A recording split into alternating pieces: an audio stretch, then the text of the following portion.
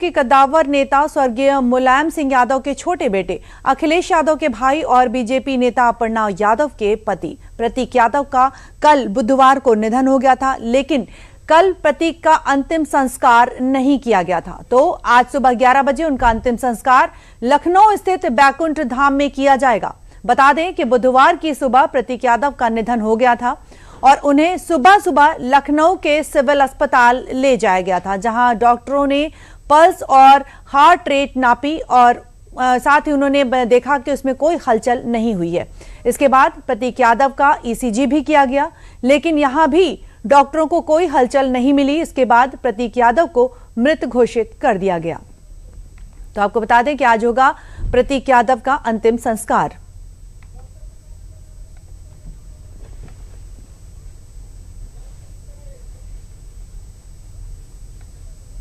आपको बता दें कि प्रतीक यादव का अंतिम संस्कार गुरुवार सुबह 11 बजे यानी कि आज सुबह 11 बजे लखनऊ के वैकुंठ धाम में किया जाएगा। उनकी पत्नी अपर्णा यादव ने एक्स पर पोस्ट कर प्रतीक के अंतिम संस्कार की जानकारी साझा की है।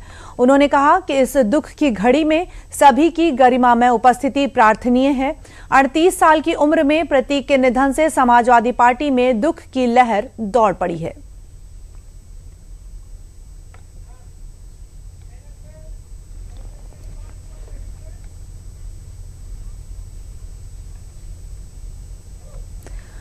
बता दें कि प्रतीक यादव ने लखनऊ के सिविल अस्पताल में ली अंतिम सांस। मंगलवार रात करीब 11 बजे प्रतीक को तबीयत खराब हुई, जिनको तुरंत सिविल अस्पताल उन्हें ले जाया गया। हालत ठीक होने पर प्रतीक यादव घर वापस लौट आए थे। प्रतीक यादव के निधन की जो टाइमलाइन है वो आपको बता रहे हैं। सुबह करीब 5 बजे प्रतीक की फिर से हालत खराब हो गई थी। प्रतीक का ड्राइवर सिविल अस्पताल से डॉक्टरों को घर लेकर पहुंचा। हालत ठीक होने पर प्रतीक घर वापस आए और सुबह करीब 5 बजे प्रतीक की फिर से हालत खराब हुई और किचन में वो बेसुध होकर गिर पड़े। प्रतीक का ड्राइवर सिविल अस्पताल से डॉक्टरों को घर लेकर पहुंचा। सुबह करीब 6 बजे डॉक्टर बेसुध हालत में प्रतीक यादव को लेकर सिविल अस्पताल फिर से पहुंचे। सिविल अस्पताल में डॉक्टरों ने प्रतीक को ब्रॉट डेड घोषित कर दिया। आज उनको अंतिम विदाई दी जाएगी। सुबह 11 बजे लखनऊ के बैकुंठ धाम में उनका अंतिम संस्कार किया जाएगा। बता दें कि प्रतीक यादव भले ही मुलायम सिंह यादव के बेटे रहे हैं, लेकिन राजनीति में से वो हमेशा से दूर रहे हैं।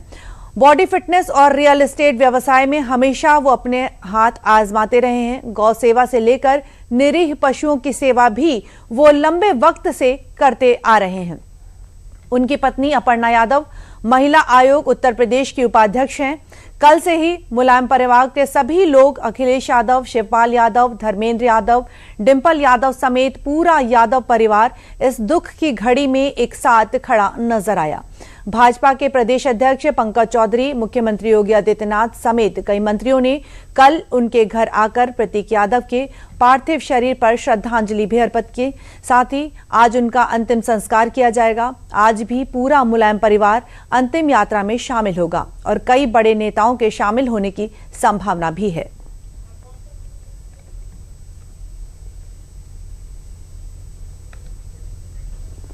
आपको ये बता दें कि प्रतीक यादव की मौत कैसे हुई। तो अखिलेश यादव के छोटे भाई प्रतीक यादव के निधन की खबर से सियासी गलियारे में शोक की लहर फैल गई है। प्रतीक यादव की पोस्टमार्टम रिपोर्ट भी आ गई है और क्या रही उनकी मौत की वजह आपको बता दें कि क्या कुछ पोस्टमार्टम रिपोर्ट में सामने आया है। प्रतीक के शरीर पर कई चोट के निशान मिले हैं। पोस्टमार्टम में ऐसा खुलासा हुआ है कि उनके शरीर पर कई जो चोट के निशान हैं वो सामने आए हैं। 5 चोटें जो हैं वो दाहिने हाथ पर है और 1 चोट छाती पर है और साथ ही बाईं कलाई पर भी कुछ चोटों के निशान देखे गए हैं। डॉक्टरों का दावा है कि चोट गिरने से लगी है, कोई भी चोट जानलेवा नहीं थी और मौत की वजह बनी है पल्मोनरी एम्बोलिज्म, यानी रिपोर्ट के मुताबिक शरीर में मिला खून का एक बड़ा क्लॉट। फेफड़ों में धमनियों में खून फंसने से रुकी ऑक्सीजन सप्लाई और इसी की वजह से जो मौत हुई है वो हो गई है और साथ ही अचानक सांस रुकने से हुई मौत। हार्ट पर दबाव बढ़ने से मौत हुई है। फॉरेंसिक जांच के लिए हार्ट और फेफड़ों के कुछ नमूने हैं वो सुरक्षित रखे गए हैं। एक बार फिर आपको बता दें कि आज होगा उनका अंतिम संस्कार।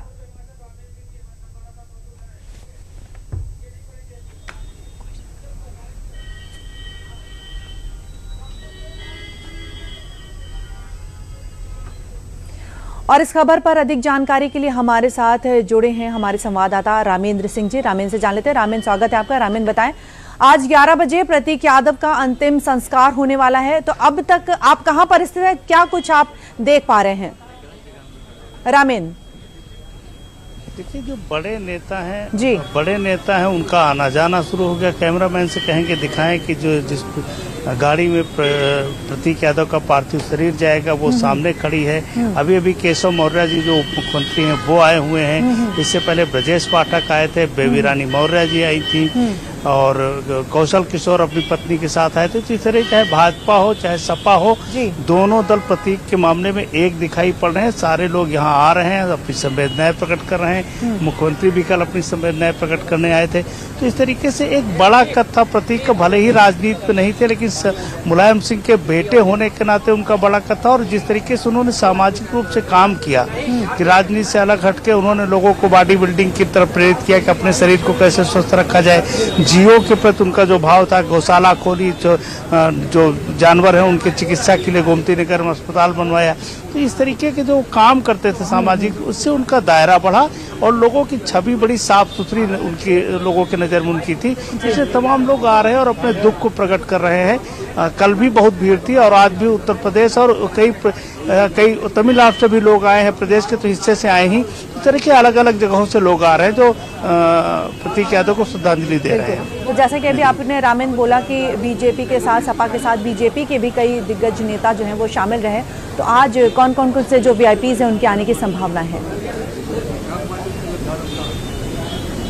देखिए, अभी तो सवेरे ब्रजेश पाठक आए थे, डिप्टी सीएम थे, और अभी केशव मौर्य जी आए हैं, बेबी रानी मौर्य जो कैबिनेट मंत्री थी वो आई हैं। तो इस तरीके से जो भाजपा के बड़े लोग हैं वो आ रहे हैं। और अभी अखिलेश जी का पूरा परिवार धीरे धीरे गाड़ियां देखिए कि जो मुलायम परिवार के लोग हैं धीरे से शिवपाल जी जा रहे हैं, इस तरह अखिलेश जी जा रहे हैं। तो सारे लोग पहुंच रहे हैं धीरे धीरे। धर्मेंद्र यादव पैदल चलते हुए आ रहे हैं। कैमरामैन कहेंगे दिखाएं, धर्मेंद्र यादव पैदल चलते हुए आ रहे हैं। जी आप दिखाएं क्या कुछ वहाँ पर? इस तरीके से लोग जा रहे हैं। तो जो पूरा परिवार है वो एक जगह खड़ा हुआ है। प्रतीक की मृत्यु पर पूरा परिवार एक साथ है। ऐसा नहीं कि कोई परिवार में अलगाव है, कोई अलग नहीं है, सारे लोग एक साथ हैं। तो सारे परिवार के लोग आ रहे हैं।